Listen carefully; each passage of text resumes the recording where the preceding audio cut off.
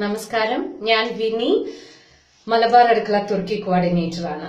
ഇന്ന് യൂസ്ഫുൾ ടിപ്സിൽ നമ്മൾ ശ്രദ്ധിക്കേണ്ട കാര്യം എന്താന്ന് വെച്ചാൽ വളരെ എളുപ്പത്തിൽ ചെയ്യാൻ പറ്റുന്ന ചില ഹാൻഡി ട്രിക്സ്.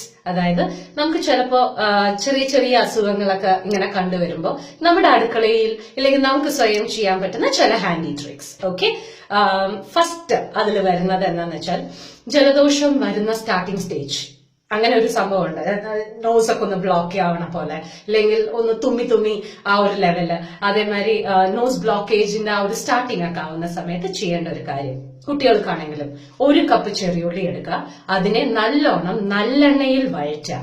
എന്നിട്ട് അത് വൈറ്റ് കളർ ആയിട്ടുള്ള ട്രാൻസ്പെറന്റ് ആവുന്ന സമയത്ത് ലേശം ഉപ്പിട്ടിട്ട് അതിനെ ചോറിൽ കൂടെ കഴിക്കാൻ നോക്കുക. വളരെ നല്ല മെഡിസിൻ ആണ്. സ്റ്റാർട്ടിംഗ് സ്റ്റേജ് ഓഫ് ജലദോഷം ഇല്ലാണ്ടാവും. ഓക്കെ, സെക്കൻഡ് ടിപ്പ്, ഇപ്പൊ കണ്ടുവരുന്ന ഒരു വലിയൊരു കാര്യമാണ് ഈ ആക്നെ എന്ന് പറയുന്ന സാധനം. അല്ലെ, എല്ലാവർക്കും ഉള്ള ഒരു കൺസേൺ ആണ്, ആൺകുട്ടികളായാലും പെൺകുട്ടികളായാലും. നിങ്ങൾ ആക്നെയുടെ ക്രീം തേച്ച് അതിന്റെ ഫേസ് വാഷ് ഒക്കെ യൂസ് ചെയ്ത് എല്ലാം കഴിഞ്ഞതിന് ശേഷം അവസാനമായിട്ട് കഴുകുന്ന വെള്ളം ഉണ്ടല്ലോ, അത് ഐസ് വെള്ളത്തിൽ കഴുകി നോക്കൂ. ഡെഫിനറ്റ്ലി ആക്നെക്ക് ഒരു ഡിഫറൻസ് ഉണ്ടാവും. എപ്പോഴെപ്പോഴൊക്കെ കഴിയുന്നോ ലാസ്റ്റ് ആയിട്ട് കഴുകുന്ന ഫേസ് ഐസ് വെള്ളത്തിൽ കഴുകി നോക്കുക. ഓക്കെ, ബിക്കോസ് അതിന്റെ ജേംസ് അത് കംപ്ലീറ്റ് ആയിട്ട് ഐസ് വെള്ളം സ്റ്റോപ്പ് ചെയ്യാൻ ഹെൽപ്പ് ചെയ്യും. Third, migraine headache. അന്ന് വാക്ക് കേൾക്കുമ്പോ തന്നെ ഭയങ്കര വിഷമ ചിലവർക്ക്.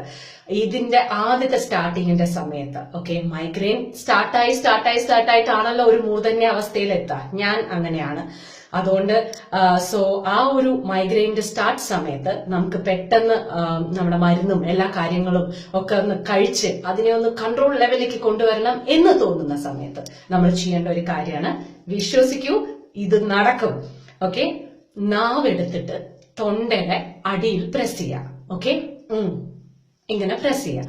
അതിന്റെ കൂടെ തന്നെ ഈ കൈയിന്റെ തള്ളവിരലെടുത്തിട്ട് ചെറുവിരലിന്റെ അവിടെ പ്രസ് ചെയ്യാം. ഓക്കെ, ഇത് ചെയ്തു നോക്കൂ. ഡെഫിനറ്റ്ലി നിങ്ങൾക്ക് ആ മെഡിസിൻ കഴിച്ച ആ ഒരു റിലാക്സേഷൻ വരും. ഇത് വർക്ക് ആവും, സത്യമാണ്.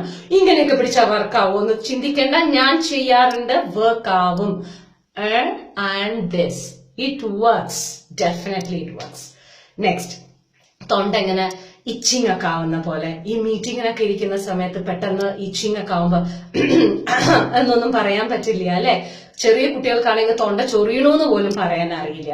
അതുകൊണ്ട് ഈ വളരെ ഇമ്പോർട്ടന്റ് ആയിട്ട് മീറ്റിങ്ങിനൊക്കെ ഇരിക്കുമ്പോൾ ഈ തൊണ്ടയൊക്കെ ചൊറിയുമ്പോൾ നമ്മൾ ആകെ കൂടെ ചെയ്യേണ്ട ഒരു കാര്യം, ഏതെങ്കിലും ഒരു കാതൊന്നും ഇങ്ങനെ ചൊറിഞ്ഞു കൊടുക്കാം. Okay, behind your years.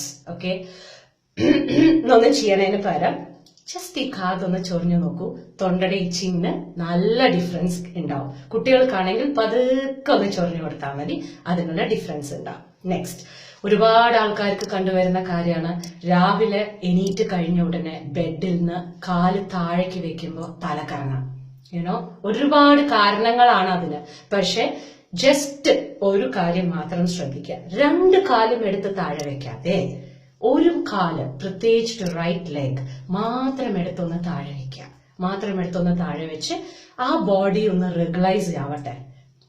മറ്റേ കാല് മുകളിൽ തന്നെ, ബെഡിന്റെ മുകളിൽ തന്നെ, റൈറ്റ് ലെഗ് മാത്രം താഴെ ഭൂമിയിലേക്ക് തട്ടിക്കൊണ്ട്.